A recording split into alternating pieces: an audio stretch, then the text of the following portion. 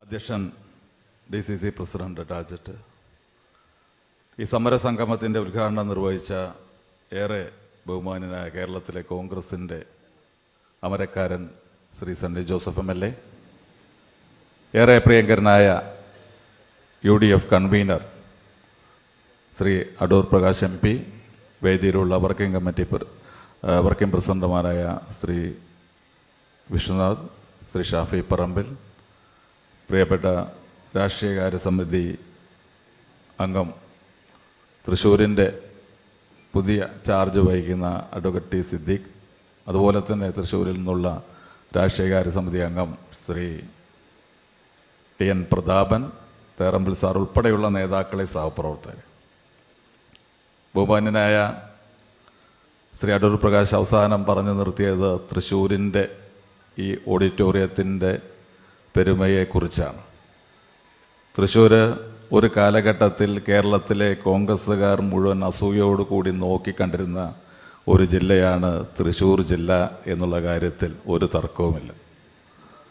അദ്ദേഹം പറഞ്ഞ പോലെ തന്നെ ഞങ്ങളൊക്കെ കോൺഗ്രസ് പ്രവർത്തനവുമായി നിൽക്കുന്ന കാലഘട്ടത്തിൽ എത്രയോ തവണ തൃശ്ശൂരിൽ ശ്രീ K കരുണാകരനെ കാണുന്നതിന് വേണ്ടി രാമനിലയത്തിലും ഗുരുവായൂരുമൊക്കെ കടന്നു വന്ന് ഓർക്കുകയാണ്.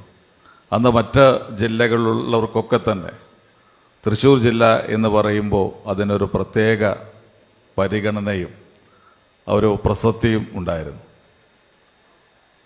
യഥാർത്ഥത്തിൽ ഇന്നും ഞാൻ പറയട്ടെ, കോൺഗ്രസ്സിന് അതേ പ്രസക്തിയുള്ള ജില്ല തന്നെയാണ് തൃശ്ശൂർ എന്നുള്ള കാര്യത്തിൽ തർക്കമില്ല. നിങ്ങൾക്ക് ആർക്കും സംശയം വേണ്ട. ചില കൈത്തെറ്റുകൾ കൊണ്ട് ചിലപ്പോഴൊക്കെ നമുക്ക് തെറ്റുപറ്റിയിട്ടുണ്ട്. പക്ഷെ അടിസ്ഥാനപരമായി തൃശ്ശൂർ ജില്ല എന്ന് പറയുന്നത് കോൺഗ്രസിൻ്റെ ജില്ലയാണ് എന്നുള്ളതിൽ രണ്ട് അഭിപ്രായമില്ല, യാതൊരു തർക്കവുമില്ല. നമുക്കത് തെളിയിക്കേണ്ട ഏറ്റവും പ്രധാനപ്പെട്ട സന്ദർഭത്തിലാണ് ഞങ്ങളൊക്കെ ഈ സമരസംഘവുമായി ബന്ധപ്പെട്ട് ഇവിടെ എത്തിയിട്ടുള്ളത്. 2 തെരഞ്ഞെടുപ്പുകൾ, തദ്ദേശ സ്വയംഭരണ തെരഞ്ഞെടുപ്പ്, അത് കഴിഞ്ഞാൽ നിയമസഭാ തെരഞ്ഞെടുപ്പ്. ഈ 2 തെരഞ്ഞെടുപ്പിലും തൃശ്ശൂർ നൽകുന്ന ഊർജം തന്നെ ആയിരിക്കും കേരളത്തിലെ കോൺഗ്രസിനും UDFനും ഏറ്റവും ശക്തമായിട്ടുള്ളത് എന്ന് എടുത്തു പറയുവാൻ ഞാൻ സന്ദർഭം വിനിയോഗിക്കുകയാണ്. നിയമസഭാ തെരഞ്ഞെടുപ്പിൽ നമുക്ക് വലിയ മുന്നേറ്റം ഉണ്ടാക്കാൻ കഴിയും, യാതൊരു സംശയവും വേണ്ട. തദ്ദേശ സ്വയംഭരണ തെരഞ്ഞെടുപ്പിൽ നമ്മൾ ഐക്യത്തോടെ ഒറ്റക്കെട്ടായി നിന്ന് കഴിഞ്ഞാൽ പഴയകാല പ്രതാപത്തിലേക്ക് തൃശ്ശൂർ തിരിച്ചു വരും എന്നുള്ള കാര്യത്തിലൊന്നും തർക്കമില്ല. ഞാൻ യഥാർത്ഥത്തിൽ ഇരുന്നപ്പോൾ ഇങ്ങനെ നോക്കുകയായിരുന്നു. നോക്കുമ്പോൾ ഏറ്റവും ഒടുവിലാണ് സനീഷ് കുമാർ ജോസഫ് MLA ഉള്ളത്. ഞാൻ ഓർക്കുന്നു, 2011 നമ്മളെ ഗവൺമെൻറ് വന്ന സമയത്ത് ആ ഗവൺമെൻറ്റിനകത്ത് അന്ന് തേറമ്പിൽ സാറുണ്ട്, മാധവേട്ടനുണ്ട്, TN പ്രതാപനുണ്ട്, MP വിൻസെൻ്റുണ്ട്. അങ്ങനെ തുടങ്ങിക്കഴിഞ്ഞ് എനിക്കൊന്ന് 5 MLA-മാർ, ഏറെ ബഹുമാനായ CN ഉണ്ട്. അങ്ങനെ 5 കോൺഗ്രസ് MLA-മാർ തന്നെ തൃശ്ശൂരിൽ നിന്നുണ്ട്. ഉണ്ണിയാടൻ ഉൾപ്പെടെ വിൻസെൻ്റ് പറഞ്ഞു 5 MLA-മാർ 2011 പക്ഷെ ഇന്ന് സനീഷ് കുമാർ ജോസഫ് മാത്രമാണ് നമ്മോടൊപ്പം ഉള്ളത്. MLA-മാർ പിന്നെ അനിൽ അക്കരെ പോലുള്ള MLA-മാർ, മുൻ MLA-മാർ ഈ വേദിയിലുണ്ട്. നമുക്ക് മുൻ MLA-മാർ മാത്രം പോരാ, വേദികളിൽ MLA-മാരുടെ നിറസാന്നിധ്യം ഉണ്ടാവുക എന്നുള്ളത് അനിവാര്യമാണ്. അത് തൃശ്ശൂരിൽ കഴിയും. അത് കഴിയുന്നതിന് നമുക്ക് ഒരുമിച്ചൊന്ന് പ്രവർത്തിക്കണം. നിലമ്പൂരിനെ കുറിച്ച് പറഞ്ഞല്ലോ. നിലമ്പൂർ നമുക്ക് നിങ്ങൾ ഉദ്ദേശിക്കുന്ന പോലെ വലിയ ഭൂരിപക്ഷമുള്ള UDFന് ശക്തമായ അടിത്തറയുള്ള സീറ്റല്ല, മുമ്പായിരുന്നു. പക്ഷേ 2011 ഡീലിമിറ്റേഷന് ശേഷം അതിലൊക്കെ വലിയ മാറ്റം വന്നു. അതുകൊണ്ട് തന്നെ ആര്യാടൻ സാറ് തന്നെ അവസാന മത്സരത്തിൽ വിജയിച്ചത് 5000 വോട്ടിനാണ്. 2016 നമുക്ക് 11,000 വോട്ട് നഷ്ടപ്പെട്ടു. 2021 നമുക്ക് ഏതാണ്ട് 3000-നടുത്ത് വോട്ടുകൾക്ക് നഷ്ടപ്പെട്ടു. ആ സീറ്റ് നമുക്ക് ഒരുപാട് പ്രതികൂല ഘടകങ്ങളൊക്കെ ഈ തെരഞ്ഞെടുപ്പിലുണ്ടായിരുന്നു. ചിലരൊക്കെ ഉണ്ടെങ്കിലേ നമുക്ക് ജയിക്കാൻ കഴിയൂ എന്നൊക്കെ ചിലരൊക്കെ പറഞ്ഞിരുന്നു. പക്ഷേ UDF ഒറ്റയ്ക്ക് നിന്ന് കഴിഞ്ഞാൽ, ഒരുമിച്ച് നിന്ന് കഴിഞ്ഞാൽ, ഐക്യത്തോടു കൂടി നിന്ന് കഴിഞ്ഞാൽ ജയിക്കാൻ നമുക്ക് കഴിയുമെന്ന് നിലമ്പൂരിൽ നമുക്ക് തെളിയിച്ചു. 11,000-ലധികം വോട്ടിൻ്റെ ഭൂരിപക്ഷം നമുക്ക് നേടുവാൻ നമുക്ക് കഴിഞ്ഞു. അതുകൊണ്ട് നമ്മൾ ഒരുമിച്ച്, കോൺഗ്രസ് ഒരുമിച്ച്, UDF ഒരുമിച്ച് നിന്ന് കഴിഞ്ഞാൽ നമുക്ക് വിജയിക്കാൻ കഴിയും. അതിൽ യാതൊരു പ്രയാസവുമില്ല. അതിനു വേണ്ടിയുള്ള ഒരുക്കങ്ങളും പോരാട്ടങ്ങളും പ്രക്ഷോഭങ്ങളുമാണ് KPCC അധ്യക്ഷൻ്റെ നേതൃത്വത്തിൽ കേരളത്തിൽ മുഴുവൻ തുടങ്ങുന്നത് അതിൻ്റെ ഭാഗമായിട്ടാണ് അദ്ദേഹം ഇവിടെയും എത്തിയിട്ടുള്ളത്, ഞങ്ങളൊക്കെ എത്തിയിട്ടുള്ളത്. രാഷ്ട്രീയമായ കാര്യങ്ങളെക്കുറിച്ചൊക്കെ വിഷ്ണുവും അതുപോലെ ഷാഫിയും ഒക്കെ കൂടുതൽ പറയും, ഞാൻ കൂടുതൽ കടന്നു പോകുന്നില്ല. പക്ഷെ ഒരു കാര്യം ഞാൻ സൂചിപ്പിക്കുകയാണ്. ഞങ്ങൾ 2016 തെരഞ്ഞെടുപ്പിൽ നമ്മൾ പരാജയപ്പെട്ട് LDF ഗവൺമെൻറ് അധികാരത്തിൽ വന്നപ്പോൾ ധനകാര്യ വകുപ്പ് മന്ത്രി ഇടക്കാല ബഡ്ജറ്റ് ആയിരുന്നു ഉണ്ടായിരുന്നത്. അത് ഇടക്കാല ബഡ്ജറ്റ് അവതരിപ്പിച്ചുകൊണ്ട് അദ്ദേഹം സംസാരിച്ചപ്പോൾ അദ്ദേഹം പറഞ്ഞൊരു കാര്യം, ഇനി ഉണ്ടാകാൻ പോകുന്ന കേരളത്തിൽ ഇടതുപക്ഷ ബദലാണ് എന്ന് പറഞ്ഞു. ഞങ്ങളൊക്കെ സംസാരത്തിൽ ചോദിച്ചു എന്താണ് ഇടതുപക്ഷ ബദൽ എന്ന് പറഞ്ഞു. ആ ഇടതുപക്ഷ ബദൽ എന്ന് പറഞ്ഞപ്പോൾ അതിനകത്ത് പലതുമുണ്ട്. പക്ഷേ ഞങ്ങൾ ഏറ്റവും ഫോക്കസ് കൊടുക്കുന്നത് കേരളത്തിലെ ആരോഗ്യ മേഖലയും കേരളത്തിലെ വിദ്യാഭ്യാസ മേഖലയുമാണ് എന്ന് ഏതാണ്ട് 9 വർഷങ്ങൾക്ക് മുമ്പ് അന്നത്തെ ധനകാര്യമന്ത്രി തോമസ് ഐസക് പറഞ്ഞു. തോമസ് ഐസക്കും LDFും പിണറായി വിജയനും സ്വപ്നം കണ്ട ഇടതുപക്ഷ ബദലാണ് കോട്ടയത്ത് തകർന്നു വീഴുന്നത് എന്നുള്ളത് നമുക്ക് കാണാൻ കഴിഞ്ഞിരിക്കുകയാണ്. അത് ഒരു പ്രതീകം മാത്രമാണ്. എടുത്തു പറഞ്ഞു കഴിഞ്ഞാൽ ഒരുപാടുണ്ട്. സമയപരിമിതി കൊണ്ട് അതിലേക്ക് പോകുന്നില്ല. ഞങ്ങൾ ഇന്നലെ കോഴിക്കോടും പറഞ്ഞു, 10 വർഷത്തെ ഇടതുമുന്നണിയുടെ ഭരണം, പിണറായി വിജയൻ്റെ ഭരണം, നമുക്ക് ആ ഭരണത്തെ 10 വർഷത്തെ UDFൻ്റെ ഭരണം കൊണ്ട് നേരിടേണ്ട കാര്യമില്ല. 5 വർഷത്തെ ഉമ്മൻചാണ്ടിയുടെ ഭരണം കൊണ്ട് ഈ 10 വർഷത്തെ ഭരണത്തെ നേരിടുവാൻ നമുക്ക് കഴിയുമെന്നുള്ളതാണ് യാഥാർത്ഥ്യം. പക്ഷെ പലപ്പോഴും നമ്മൾ അതിനെക്കുറിച്ച് ചിന്തിക്കാറില്ല, നമ്മളൊരു തലത്തിലേക്ക് പോകാറില്ല. നമ്മളൊന്നാണ് കേരളം നമ്പർ 1 ആണെന്ന് പറയുമ്പോൾ അത് പിണറായി വിജയൻ്റെ ഏറ്റവും വലിയ നേട്ടമായിട്ടാണ് കരുതുന്നത്.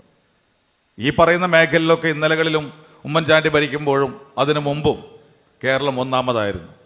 ഇവിടെ സൂചിപ്പിച്ചല്ലോ, ആരോഗ്യ മേഖല ഇത്രത്തോളം മെഡിക്കൽ കോളേജ് കൊണ്ടുവന്ന ഏത് ഗവൺമെൻറ്റാണുള്ളത്? ഈ 10 വർഷത്തിനിടയിൽ എത്ര മെഡിക്കൽ കോളേജ് ഈ ഗവൺമെൻറ് കൊണ്ടുവന്നു? ഈ 10 വർഷത്തിനിടയിൽ എത്ര കമ്മ്യൂണിറ്റി ഹെൽത്ത് സെൻ്ററുകൾ ഈ ഗവൺമെൻറ് താലൂക്ക് ആശുപത്രികളാക്കി? എത്ര താലൂക്ക് ആശുപത്രികൾ ജില്ലാ ആശുപത്രികളാക്കി? എവിടെയാണ് ആരോഗ്യ മേഖലയിൽ നേട്ടങ്ങൾ ഉണ്ടാക്കിയത്? നമുക്ക് 5 വർഷക്കാലം നമ്മുടെ പണം ചെലവഴിച്ചത് ഭരണരംഗത്ത് നേട്ടങ്ങൾക്കും ജനങ്ങളുടെ കഷ്ടപ്പാടുകൾ തീർക്കാനായിരുന്നെങ്കിൽ ഈ ഗവൺമെൻറ് കഴിഞ്ഞ 5 വർഷം ഈ വർഷവും ഭരണരംഗത്തെ പോലെ തന്നെ PR വർക്കിനു വേണ്ടി പണം ചെലവഴിച്ചപ്പോൾ നമുക്കും തോന്നി ഈ ഭരണത്തിനകത്ത് പലതും നടന്നോ എന്ന്. യഥാർത്ഥത്തിൽ ഓരോ വകുപ്പും എടുത്ത് പരിശോധിച്ച് കഴിഞ്ഞാൽ ഈ 10 വർഷക്കാലം പറയുവാൻ ഒരു നേട്ടവുമില്ലാത്ത കാര്യങ്ങളാണ് ഇവർക്കുണ്ടാവുക. പക്ഷേ നമ്മുടെ 5 വർഷത്തെ ഉമ്മൻചാണ്ടി ഗവൺമെൻറ് നേട്ടങ്ങൾ നമുക്ക് അഭിമാനത്തോടു കൂടി പറയാൻ കഴിയും. ഒട്ടനവധി പദ്ധതികൾ, കാരുണ്യ പദ്ധതി, ശ്രുതിതരംഗം പദ്ധതി, മുഖ്യമന്ത്രിയുടെ ദുരിതാശ്വാസ സഹായം, റവന്യൂ വകുപ്പ് മന്ത്രി, ഈ ജില്ലയിൽ നിന്നാണ് ഇപ്പോൾ റവന്യൂ വകുപ്പ് മന്ത്രി ഉള്ളത്. ശ്രീ അടൂർ പ്രകാശ് റവന്യൂ വകുപ്പ് മന്ത്രി ആയിരിക്കുമ്പോൾ അവിടെ ആയിരക്കണക്കിന് ആളുകളാണ് ചികിത്സാ ധനസഹായവുമായി ചെന്നിരുന്നത്. ഇന്ന് റവന്യൂ വകുപ്പ് മന്ത്രി ചെല്ലുന്നു, എന്തെങ്കിലും കാര്യത്തിന് ചെല്ലു, വല്ല സഹായം കിട്ടുമോ? ചികിത്സാ സഹായം എന്നുള്ള റവന്യൂ വകുപ്പ് മന്ത്രി കൊടുക്കുന്ന ചികിത്സാ ധനസഹായം ഇന്നില്ല. അങ്ങനെ വന്നു കഴിഞ്ഞാൽ ഓരോന്നോരോന്നായി പറഞ്ഞു കഴിഞ്ഞാൽ നമ്മുടെ 5 വർഷത്തിന്, ഉമ്മൻചാണ്ടി ഗവൺമെൻറ്റിൻ്റെ 5 വർഷത്തിന് പകരം വയ്ക്കാൻ ഇവരുടെ 10 വർഷം കൊണ്ട് കഴിയില്ല എന്നുള്ള കാര്യം സംശയമില്ല. പിന്നെ ഇടതുപക്ഷ ബദൽ പറഞ്ഞ് വിദ്യാഭ്യാസ മേഖലയിലായിരുന്നു. അന്ന് വിദ്യാഭ്യാസ വകുപ്പ് മന്ത്രി എന്ന് പറയുന്നത് തൃശ്ശൂർ ജില്ലയിൽ നിന്നുള്ള രവീന്ദ്രൻ മാസ്റ്റർ ആയിരുന്നു. എന്താ പറഞ്ഞിരുന്നത്? രവീന്ദ്രൻ മാസ്റ്റർ എന്താ മുടക്ക് പറഞ്ഞ്? പൊതുവിദ്യാഭ്യാസ മേഖല ശക്തിപ്പെടുന്നു, കുട്ടികൾ ഒന്നിച്ച് പൊതുവിദ്യാഭ്യാസ മേഖലയിലേക്ക് കടന്നു വരുന്നു. 2 ലക്ഷത്തോളം കുട്ടികൾ ഇന്ന് പൊതുവിദ്യാഭ്യാസ മേഖലയിൽ ഇന്ന് കൂടുതൽ ഗവൺമെൻറ് സ്കൂളിലേക്ക് വന്നെങ്കിൽ നല്ല കാര്യമാണ്.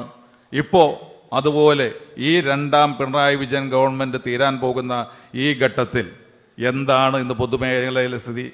പൊതുവിദ്യാഭ്യാസ രംഗത്ത് കുട്ടികൾ ഇന്ന് ഓരോ വർഷം കഴിയുന്തോറും കുറഞ്ഞു വരുന്നു.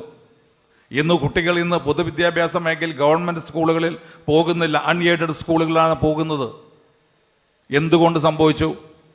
പൊതുവിദ്യാഭ്യാസ രംഗത്ത് രക്ഷിതാക്കളുടെ അവർക്കിതിൽ വിശ്വാസ്യത കുറവാണ്. തങ്ങളുടെ കുട്ടികൾക്ക് നല്ല വിദ്യാഭ്യാസം ലഭിക്കാത്ത സാഹചര്യം ഉണ്ടാകുന്നു എന്ന തിരിച്ചറിവ് അവർക്കുണ്ടാകുന്നു. രാഷ്ട്രീയവൽക്കരിക്കുകയാണ് വിദ്യാഭ്യാസ മേഖലയെ. അതുപോലെ തന്നെ ഇന്ന് ഉന്നത വിദ്യാഭ്യാസ രംഗത്ത് ഉന്നത വിദ്യാഭ്യാസ വകുപ്പ് മന്ത്രി തൃശ്ശൂർ ജില്ലയിൽ നിന്നാണ്. ഞാൻ അതിനെക്കുറിച്ചൊന്നും പറയുന്നില്ല. പക്ഷേ എന്താണെന്ന് ഉന്നത വിദ്യാഭ്യാസ മേഖല എന്നുള്ളത് പ്രത്യേകിച്ച് പറയേണ്ട കാര്യമുണ്ടോ? കാലിക്കറ്റ് യൂണിവേഴ്സിറ്റിയിൽ ഈ വർഷം 1,06,000 സീറ്റുകളാണ് അഡ്മിഷൻ ഉള്ളത്. ഞാൻ നമ്മുടെ അടുത്ത സിൻഡിക്കേറ്റ് മെമ്പർമാരുമായി ബന്ധപ്പെട്ടപ്പോൾ അവർ പറയുന്ന 80,000 അപേക്ഷകളെ കിട്ടിയിട്ടുള്ളൂ. 26,000 സീറ്റുകൾ ഒഴിഞ്ഞു കിടക്കേണ്ട സാഹചര്യം ഉണ്ടാകും. എന്തുകൊണ്ട് വരുന്നില്ല? നമ്മുടെ കുട്ടികൾ ബാംഗ്ലൂരിൽ പോകുന്നു, ഹൈദരാബാദിൽ പോകുന്നു, ഡൽഹിയിൽ പോകുന്നു, അതുപോലെ തന്നെ UK പോകുന്നു, ജർമ്മനിയിൽ പോകുന്നു. നമ്മുടെ വിദ്യാഭ്യാസത്തിൽ നമ്മുടെ യൂണിവേഴ്സിറ്റികൾ ഇന്ന് നമ്മുടെ കുട്ടികളെ സംബന്ധിച്ചിടത്തോളം അവർക്ക് വിശ്വാസമില്ലാത്ത കേന്ദ്രങ്ങളായി മാറുന്നു എന്നുള്ളതാണ് ഏറ്റവും പ്രധാനപ്പെട്ട കാര്യം. അതെങ്ങനെയുണ്ടായി? നമ്മുടെ വിദ്യാഭ്യാസ മേഖല യൂണിവേഴ്സിറ്റികളെ രാഷ്ട്രീയവൽക്കരിക്കുക എന്നുള്ള തീരുമാനമാണ് ഈ ഗവൺമെൻറ് 10 വർഷമായി എടുക്കുന്നത്. അതിൻ്റെ അനന്തരഫലമാണ് ഇന്ന് കുട്ടികളില്ലാത്ത സാഹചര്യം നമ്മുടെ കോളേജ് ക്യാമ്പസുകളിൽ വന്നത് എന്നുള്ളത്. ഈ ഗവൺമെൻറ്റിൻ്റെ ഇടതുപക്ഷ ബദലാണെങ്കിൽ ആ ബദൽ കേരളത്തിന് വേണ്ട എന്ന് പറയാനുള്ള സമയമായിരിക്കുന്നു എന്നുള്ള കാര്യത്തിൽ യാതൊരു സംശയവുമില്ല. വിദ്യാഭ്യാസ മേഖല എല്ലാ രംഗത്തും തകർന്നു കഴിഞ്ഞു. ഞാൻ ഒരു കാര്യം കൂടി പറയുകയാണ്. വിദ്യാഭ്യാസ രംഗത്ത് നേട്ടങ്ങൾ പറയുന്ന ഈ ഗവൺമെൻറ്, നമ്മുടെ ഗവൺമെൻറ് ഇരിക്കുന്ന കാലത്ത് കേരളത്തിൽ ഏത് നിയോജകമണ്ഡലത്തിലാണോ government arts and science college ഇല്ലാത്തത് അവിടെയൊക്കെ കോളേജ് കൊടുക്കാൻ ഉമ്മൻചാണ്ടി ഗവൺമെൻറ് തീരുമാനിച്ചു. തലശ്ശേരിയിൽ കോടിയേരി ബാലകൃഷ്ണൻ നിയോജകമണ്ഡലത്തിൽ അങ്ങനെ നോക്കുമ്പോൾ അവിടെ ഗവൺമെൻറ് കോളേജില്ല. കോടിയേരി ബാലകൃഷ്ണൻ്റെ തലശ്ശേരി നിയോജകമണ്ഡലത്തിൽ ഇന്നൊരു ഗവൺമെൻറ് കോളേജ് പ്രവർത്തിക്കുന്നുണ്ടെങ്കിൽ അത് ഉമ്മൻചാണ്ടിയുടെ കാലത്ത് കൊടുത്ത ഗവൺമെൻറ് കോളേജാണ്. തൊട്ടടുത്ത് എൻ്റെ ജില്ലയിൽ നിന്നാണ് KT ജലീൽ വിദ്യാഭ്യാസ മന്ത്രിയായത്. ആ KT ജലീലിൻ്റെ തവനൂരിൽ ഒരു ഗവൺമെൻറ് കോളേജ് എന്ന് പ്രവർത്തിക്കുന്നുണ്ട്. അത് ഉമ്മൻചാണ്ടി കൊടുത്ത കോളേജാണ്. കേരളത്തിലെ മുഴുവൻ നിയോജകമണ്ഡലങ്ങളിൽ നമുക്ക് കോളേജ് കൊടുക്കാൻ കഴിഞ്ഞു. അവിടെ രാഷ്ട്രീയം നോക്കിയില്ല. കോൺഗ്രസ് MLA ആണോ CPM MLA ആണോ എന്നൊന്നും നോക്കിയില്ല. എവിടെയാണ് പഠിക്കാൻ കുട്ടികൾ സൗകര്യം വേണ്ടത് അവിടെ കോളേജ് അനുവദിച്ച ഗവൺമെൻറ്റാണ് ഉമ്മൻചാണ്ടി ഗവൺമെൻറ്. ഇന്ന് ചോദിക്കട്ടെ, ഈ ഗവൺമെൻറ് വന്ന് 9 വർഷം കഴിഞ്ഞു. എവിടെയെങ്കിലും കേരളത്തിൽ ഞങ്ങളുടെ ആരുടെയും നിയോജകമണ്ഡലത്തിൽ വേണ്ട, ഏതെങ്കിലും ഒരു LDF MLAയുടെ നിയോജകമണ്ഡലത്തിൽ ഒരു കോളേജ് ആരംഭിക്കാൻ ഈ ഗവൺമെൻറ്റിന് കഴിഞ്ഞു? എൻ്റെ നിയോജകമണ്ഡലത്തിൽ ഉൾപ്പെടെ മലപ്പുറം ജില്ലയിൽ 35 വിദ്യാലയങ്ങൾ UP സ്കൂളുകൾ ഹൈസ്കൂളുകളാക്കി ഉയർത്തി. UDFൻ്റെ കാലഘട്ടത്തിൽ ഈ ജില്ലയിലും ഉയർത്തി കാണും. എൻ്റെ ജില്ലയിലായതുകൊണ്ട് വ്യക്തമായ കണക്കുണ്ട്. എൻ്റെ നിയോജകമണ്ഡലത്തിൽ 3 UP സ്കൂളുകളാണ് ഹൈസ്കൂളാക്കി ഉയർത്തിയത്. ഞാൻ ചോദിക്കട്ടെ, കേരളത്തിൽ എവിടെയെങ്കിലും ഈ ഗവൺമെൻറ് 9 വർഷം പിന്നിടുമ്പോൾ ഒരു UP സ്കൂൾ ഹൈസ്കൂളാക്കി ഉയർത്തി എന്ന് കാണിച്ചു തരാൻ LDF ഗവൺമെൻറ്റിന് കഴിയുമോ? എന്നാലും പറയും കേരളം ഒന്നാമതാണ്. എവിടെ? വിദ്യാഭ്യാസ രംഗത്ത്, ആരോഗ്യ രംഗത്ത് ഞങ്ങൾ മാറ്റങ്ങൾ ഉണ്ടാക്കി. അത് വ്യാജ പ്രചരണമാണ്, PR വർക്കാണ് എന്ന് തിരിച്ചറിയാൻ നമുക്ക് കഴിയണം. നമ്മുടെ പോരാട്ടത്തിൻ്റെ ഭാഗമായി നമ്മൾ നടത്തുന്ന സമരങ്ങളിൽ ഇത്തരം കാര്യങ്ങൾ കൂടി ജനങ്ങൾക്ക് മുന്നിൽ തുറന്ന് കാണിക്കുവാനും നമുക്ക് കഴിയണം. ജനങ്ങൾ തയ്യാറാണ്, ഒരുക്കമാണ് നമ്മളെ സഹായിക്കാൻ.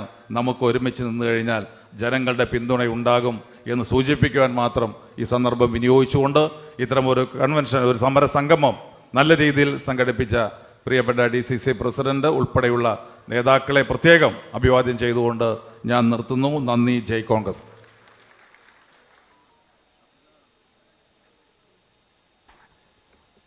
അടുത്തതായി working president Shri Shafi Parambil MP. അതിനു മുൻപ് ചെറിയൊരു റിക്വസ്റ്റ്.